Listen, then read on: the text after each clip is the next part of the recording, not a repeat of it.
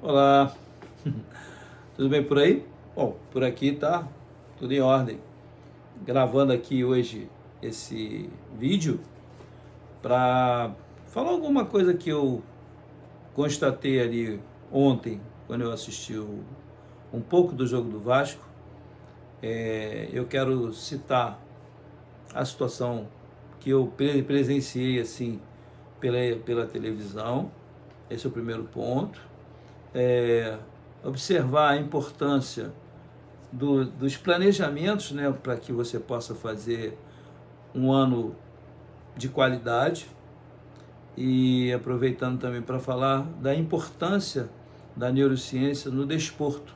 Quais são os fatores mais importantes para que você possa ter bom rendimento. Então, uma primeira parte, antes de eu iniciar o meu comentário sobre o Vasco, é pedir primeiro a sua atenção para que você possa compartilhar com seus amigos vascaínos, aqueles que gostam de futebol, porque a gente não fala só para uma torcida aqui, nós falamos para o futebol de uma maneira geral. Daqui a pouco até vai começar Real Madrid, Manchester City, vai ser um jogo espetacular pela Champions, e depois a gente também vai falar sobre esse assunto. Mas o que eu queria te pedir é que você compartilhasse com seus amigos, você se inscrevesse no meu canal.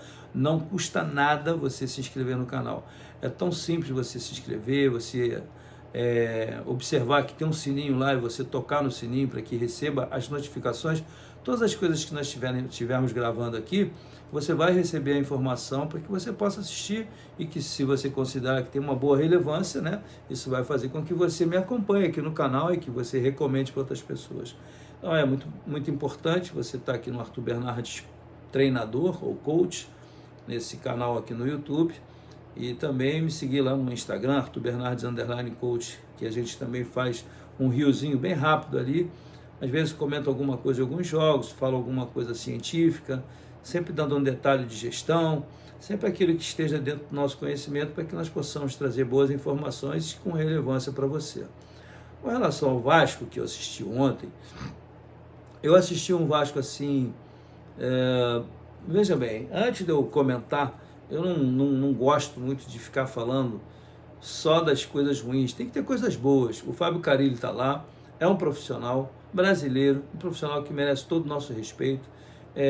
Já esteve lá no Aluarda, lá na Arábia Saudita, já andou por lá. Eu sei quanto é difícil, quais são os ensinamentos que nós aprendemos quando estamos fora do país. Então, quando tem um brasileiro hoje trabalhando no nosso mercado, a gente tem que dar a maior força possível para que ele tenha bons resultados. Isso é um tema que a gente sempre conversa aqui, que hoje nós temos, de acordo com a informação na internet, são 7 treinadores estrangeiros na Série A do brasileiro. Fora os que estão na comissão técnica, fora os 9 jogadores, 9 atletas que estão inscritos aí, ou 8 ou 7, seja lá quantos forem. Sei que é uma gama de estrangeiros dentro do país, e o Brasil hoje se tornou um celeiro internacional de atletas e comissões técnicas. Então, eu pude observar a impaciência ou o nervosismo do Felipe, né? O Felipe, ex-atleta do Vasco, que agora é diretor técnico. Eu imagino a agonia dele, porque quando você foi atleta e depois você vira treinador, você, por mais que você queira se isolar um pouco, mas você se envolve, porque está no sangue quando você é um treinador e você está assistindo um jogo. E muitas vezes, se você não tiver um certo domínio, você começa a falar algumas coisas que pode parecer que você está criticando o treinador da sua equipe ou da equipe que você está comentando. E às vezes não se trata disso, se trata de você analisar o comportamento da equipe. E aí muitas vezes existem algumas coisas interessantes que às vezes o atleta ele é desatento em algumas coisas. Eu estava vendo o Felipe Luiz falando, ele é um principiante como treinador, ele dizendo que ele presta atenção nos mínimos detalhes. Isso é muito importante, que ele disse. Ele presta atenção na pré-eleição, se ele é falante ou não, se ele, não na pré-eleição, no dia a dia, se ele é um líder que se comunica pouco. Às vezes ele é um líder calado e que demonstra tem poucas aparições, mas quando ele fala com conteúdo, com maestria. Então, são personalidades diferentes que ele, como um novo treinador, ele já vinha montando essa ideia dele de ser um treinador já há um bom tempo. Por quê? Porque o cara não tem que nascer com um perfil, mas ele vai desenvolvendo isso, como aconteceu comigo e muitos outros. Então, quando o Felipe está sentado lá em cima, que aparece ele gesticulando, ele nervoso, e isso é uma característica do cara que é do campo e fica ali em cima como um diretor que, na verdade, você tem que separar bem as coisas. É igual quando você termina a fase de atleta, que você vira treinador, você está vivendo um novo momento. E eu me lembro que uma ocasião, quando eu estava nos Emirados, tinha um atleta chamado Fahed, King Fahed. O Fahed era um atleta atacante e tinha tido um nome muito grande naquela época, na história dos Emirados Árabes. Ele deixou uma marca dele lá, hoje ele é comentarista. E eu disse para ele: Fahed, você vai se tornar um manager. Você esquece que você parou de jogar agora. Nós fomos campeões, ele estava no grupo, etc e tal.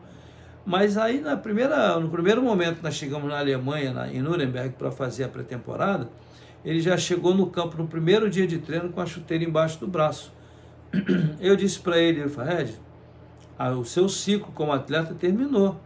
Hoje você é diretor. Ele ficou com um bico, eu arrumei uma confusão para mim para 1 ano de trabalho. Foi 1 ano com ele bicudo, dando bico no meu joelho, irritado, e eu às vezes eu deixava ele entrar no treino. Mas aí o que acontece nesse momento que há essa transição aqui? Que já entra até na parte cognitiva que eu falei que eu ia mencionar aqui, como é o caso do Felipe lá. Quando você deixa de ser o atleta, que você vira um diretor ou um treinador, você tem que tomar alguns cuidados rapidamente. Se você quiser participar do jogo, do treino, se você tiver algum atleta que não esteja satisfeito com você, ele vai arrumar um jeitinho de dar uma catucada no teu tornozelo. Aí você, como ainda está lá no sangue aquela coisa do atleta, você pode se revoltar e você pode puni-lo como um treinador, mas de um ex-atleta. Então você vai sentir a dor do ex-atleta, mas você tem um comando do treinador. Então você vai punir aquele cara. Se você não punir na frente de todos, porque isso pode gerar uma debandada com relação ao seu trabalho, porque todo mundo pode começar, os jogadores vão ficar lá, mas você vai falar, eles não estão nem aí, não vão cumprir nada que você quer. Por quê? Porque eles são cooperativistas com os caras.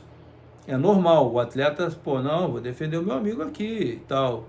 É assim que funciona. Então você está arriscado por uma atitude sua de entrar num jogo, num treino, participar, e os caras vão ver que você tem boa qualidade, isso incomoda.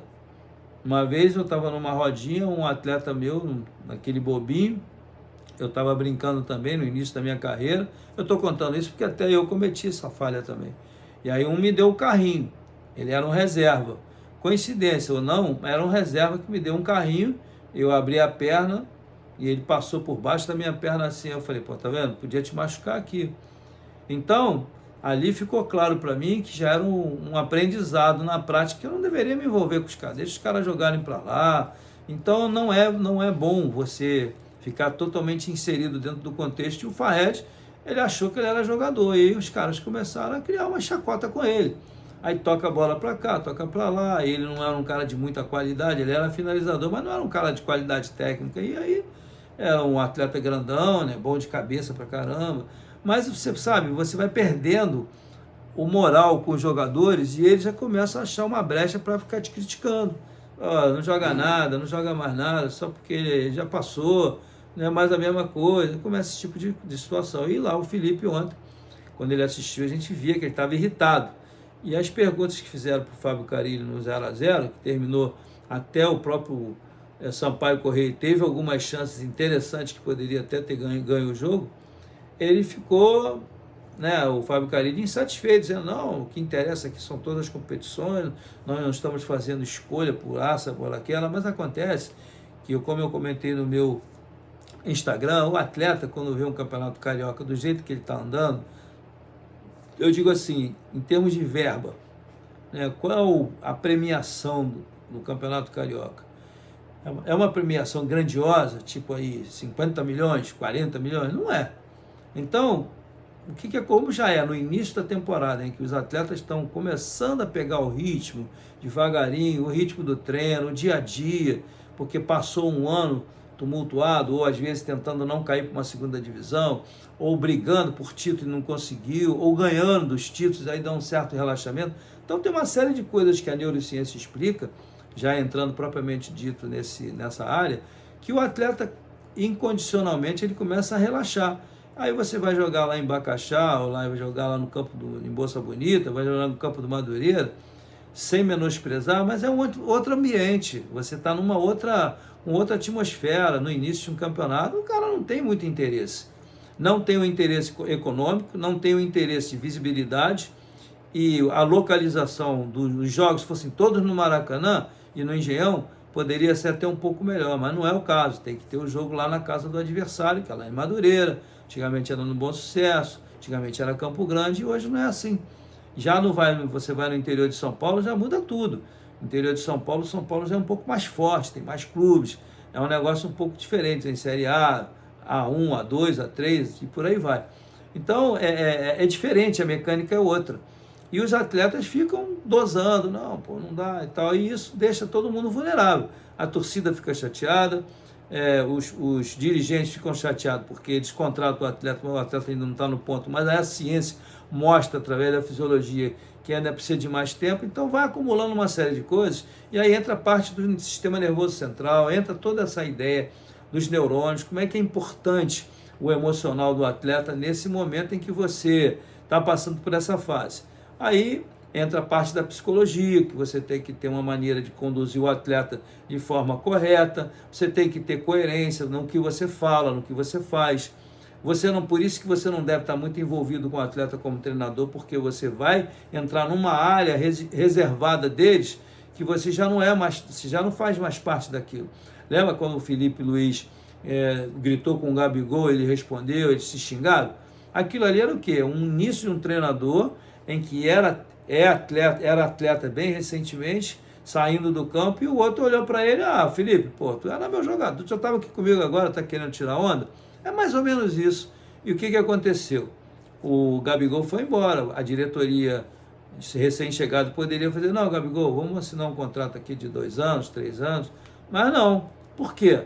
Eu acho que aquele episódio também contribuiu e muitas outras coisas devem ter ajudado para que o Gabigol saísse para o Cruzeiro.